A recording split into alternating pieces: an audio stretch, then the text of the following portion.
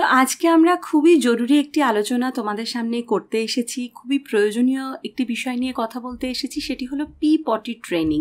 মানে পি পটি ট্রেনিংটা কিন্তু আমরা যখন পাপিকে বাড়িতে আনি তার আগে থেকেই আমরা খুবই চিন্তিত হয়ে পড়ি যে বিভিন্ন জায়গায় পি পটি করবে। ইভেন যারা ছোটরা রয়েছে তারা কিন্তু বাড়ির বড়দের পারমিশন পায় না একটাই কারণে, যে বিভিন্ন জায়গায় হিসু পটি করে রাখবে, তাই পোষ্য ঘরে আনা যাবে না। কিন্তু এটা কিন্তু একেবারেই নয়, আমাদের কিছু ভুলের জন্য কিন্তু এই ঘটনাগুলো ঘটে। আমরা যদি একটু কনসাস হই এবং একটু ধৈর্য রাখি তাহলে কিন্তু আমরা এই সমস্যাগুলো থেকে বাঁচতে পারবো। বিশেষ কিছু পদ্ধতি রয়েছে, বিশেষ কিছু জানবার রয়েছে ওদের পি পটি সম্পর্কে, তখনই কিন্তু আমরা ওদেরকে সঠিকভাবে ট্রেন করতে পারবো। যখনই আমরা প্রথম একটি পাপিকে বাড়িতে নিয়ে আসবো তখন আমরা আমাদের আকাঙ্ক্ষিত যে পি পটির এরিয়া বা এলাকা, মানে সেটা বাথরুম হতে পারে, সেটা ব্যালকানি হতে পারে, কারোর জন্য সেটা বাড়ির বাগান হতে পারে, বাড়ির সামনের যে খোলা জায়গা সেখানে হতে পারে, ব্যাকইয়ার্ডে হতে পারে, অথবা ছাদে হতে পারে। সেই যে কোনো জায়গাতেই যেখানে আপনি পি পটিটা করাতে চান সেইখানে কিন্তু আপনাকে প্রথম ওকে নিয়ে এসে ছাড়তে হবে। কারণ যে কোনো প্রাণীর এটা কিন্তু টেন্ডেন্সি যে মানুষ ছাড়া সবাই এটা চায় যে আমি নিজের পি এবং পটি দিয়ে আমি নিজের এরিয়াটাকে চিনে রাখবো। এবং ওরা কিন্তু স্ট্রে ডগ হোক বা বাড়িতে বা আমরা কোনো আবাসনে থাকলে অন্যান্য কুকুরের গন্ধ হোক, ওরা কিন্তু খুব তাড়াতাড়ি সেটা স্মেল করে ফেলে।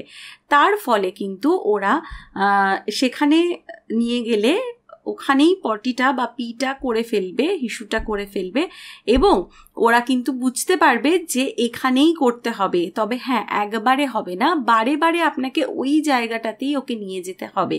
এবার কখন কখন নিয়ে যাবেন ব্যাপারটা হলো, যখন আপনি ওকে বাইরে থেকে নিয়ে আসছেন তখন ও খানিকটা জার্নি করে আপনার কাছে এসেছে, তো সেখানেই ও কিন্তু প্রথমে একটু পি করবেই, হিসু করবে, পটি যদি নাও করে, আর সেইখানেই কিন্তু আমাদের ট্রেনিংটা শুরু হয়ে গেল। এরপর আমরা প্রতি আধ ঘন্টা অন্তর অন্তর আমাদের আকাঙ্ক্ষিত জায়গায় ওকে হিসু বা পটি যেটাই করুক না কেন আমরা নিয়ে যাব। ওরা মেনলি হিসু পটিটা করে খাবার দাবার খাওয়ার পরে এবং খেলার পরে, অথবা খুব দৌড়ঝাঁপ করার পরে। আপনি যখন একটি পাপিকে নিয়ে আসবেন তখন সেটির বয়স অবশ্যই 2 মাসের কম হবে না, এবং তখন থেকে আপনাকে এটা বুঝতে হবে যে 2 মাস থেকে মোটামুটি 4-5 মাস পর্যন্ত ও কিন্তু 15-20 মিনিট অন্তর অন্তর বা খুব বেশি হলে আধ ঘন্টা অন্তর অন্তর হিসু করবে এবং পটিও করবে। খাবার খাওয়ার পরে পটি ওরা করবেই, তাই খাবার খাওয়ার মোটামুটি 5-7 মিনিট পরেই আপনাকে আপনার ওই জায়গায় যেখানে ওকে হিসু পটি করাতে চান সেখানে নিয়ে যেতে হবে। তাহলেই কিন্তু আপনার অর্ধেক সমস্যার সমাধান হয়ে গেল। এবার যখন বারে বারে আপনি ওকে ওখানেই নিয়ে যাবেন তখন কিন্তু ও শিখে যাবে সেইখানে গিয়ে হিসু পটি করা। অনেক সময় ওরা ঘরের ভেতরে করে ফেলে, কারণ আমাদের দরজা বন্ধ থাকে, ওরা কোনো কারণে বাইরে যেতে পারে না, এবং ছোট ছোট পাপিরা নিজেদের এক্সপ্রেশন দিয়ে, নিজেদের বডি ল্যাঙ্গুয়েজ দিয়ে বোঝাতে পারে না। আমাদেরকেই কিন্তু ওদের দিকে তাকিয়ে বুঝতে হবে যে এখন ও কি করতে চায়, ওর খিদে পেয়েছে নাকি ও হিসু পটি করতে চায়। তো সেক্ষেত্রে আমরা কিন্তু যখন দেখব যে ওরা একটাই জায়গায় বারবার করে গোল গোল করে ঘুরছে, সেটা অনেকটা বড় এরিয়া নিয়েও হতে পারে বা ছোট কোনো এরিয়া নিয়েও হতে পারে, যখন ওরা একটাই জায়গায় ঘুরবে, ঘুরপাক খাবে, তার মানে আমাদেরকে কিন্তু ধরে নিতে হবে যে বাচ্চাটি হিসু বা পটি করতে চায়, এবং আমাদেরকে সঙ্গে সঙ্গে ওদেরকে যে জায়গায় হিসু পটি করাতে চাই আমরা সেইখানে নিয়ে যেতে হবে। এবং অনেক সময় ওরা শোঁকে, এমনিতেই ওদের শোঁকার টেন্ডেন্সি থাকে, ওরা এমনিতেই সবসময় শোঁকে, কিন্তু শুকতে শুকতে ওরা বারবার করে যখন ঘুরছে এবং বারবার করে মাটিতে শুকছে, সেটাও কিন্তু একটা বিষয় যে বাচ্চাটি হিসু বা পটি করতে চায়। তো সেটা আমাদেরকে মাথায় রাখতে হবে এবং আমাদেরকে সঙ্গে সঙ্গেই কিন্তু ওদেরকে নিয়ে যেতে হবে। এইভাবে যদি আমরা করতে থাকি তাহলে কিন্তু বাচ্চাটি খুব তাড়াতাড়ি শিখে যাবে যে কোথায় হিসু করতে হয়, কোথায় করতে হয় না। বাকি সময় যদি 2-1বার করে ফেলে, সেটা ওর খুব খিদে পেয়ে গেছে, আপনি বুঝতে পারছেন না, সেই সময় করেছে। অনেক সময় রাগে ওরা হিসুপটি করে ফেলে অনেকক্ষণ আপনাকে না দেখতে পেলে, বা ওরা হয়তো একটা ঘরে রয়েছে, আপনি হয়তো অনেকক্ষণ অন্য জায়গায় কাজ করছেন, সেক্ষেত্রেও করতে পারে। ঘুম থেকে উঠে ওরা কিন্তু হিসুপটি করে। তাই ঘুম থেকে উঠে ওদের প্রথম কাজই হলো ওদেরকে নিয়ে যাওয়া এবং হিসুপটিটা করিয়ে নিয়ে আসা। এই ছোট ছোট পাপিরা কিন্তু একটুখানি খাওয়া দাওয়া করে, একটুখানি খেলাধুলো করে, তারপরে বেশ খানিকক্ষণ একটা ন্যাপ নেয়। দিনের মধ্যে বহুবার এরা ঘুমিয়ে পড়ে খেলতে খেলতে, এবং যখনই ঘুম থেকে উঠবে তখনই কিন্তু ওদেরকে হিসুপটিটা করিয়ে এনে তারপরে খানিকক্ষণ ছেড়ে দিয়ে তারপরে ওদেরকে একটু জল খাওয়াতে হবে। তো এইটা হলো প্রসিডিওর। এবার অনেকেই কিন্তু এই সমস্যায় পড়েন যে নতুন জায়গাতে আসার পরে ওরা হিসুপটিটা ঠিকঠাক মতন করছে না, বা অনেক বাচ্চারা রয়েছে যারা বাথরুমে গিয়ে হিসুপটি করতে চায় না। আসলে ওরা তো বাইরে করে অভ্যস্ত, ওরা কিন্তু বাথরুমে অ্যাকচুয়ালি করতে চায় না, কিন্তু অনেক বাচ্চা অ্যাডজাস্ট করে নেয়। আমার ওরিও যেমন বাথরুমে হিসুপটি করে না, ওকে আমি বহুবার চেষ্টা করেছি, আমি যে পদ্ধতিগুলো বললাম সেই পদ্ধতি দিয়েই চেষ্টা করেছি, কিন্তু ও বাথরুমে কোনো দিনই করে না, মানে ও বদ্ধ জায়গায় হিসুপটি করবে না। এবার ওদের টেন্ডেন্সিটাও আপনাকে বুঝতে হবে। অনেক সময় আমরা প্রত্যেকটা মানুষ যেমন সমান হই না, আমাদের পছন্দ অপছন্দ যেমন অন্য রকমের হয়, তেমন ওদের ক্ষেত্রেও কিন্তু তাই জোর করে কিন্তু কোনো বদ্ধ জায়গায় করানো যাবে না।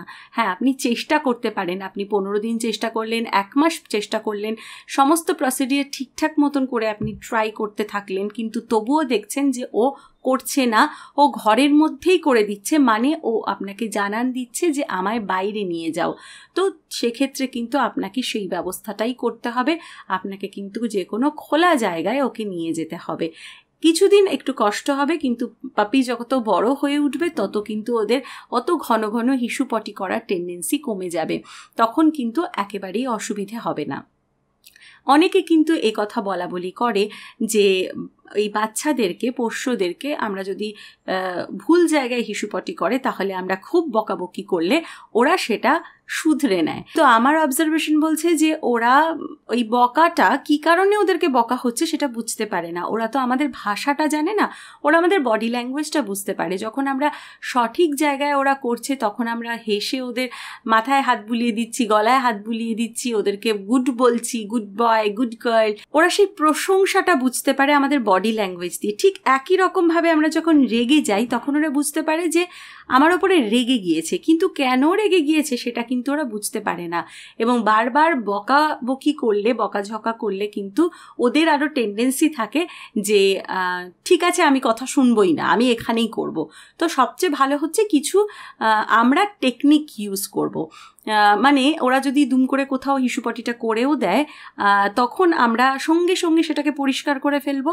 একটুখানি আমরা সেখানে ফিনাইল দিতে পারি এবং সেই সঙ্গে সঙ্গে ভিনিগার দিতে পারি, কারণ এই গন্ধগুলো ওরা খুব একটা পছন্দ করে না।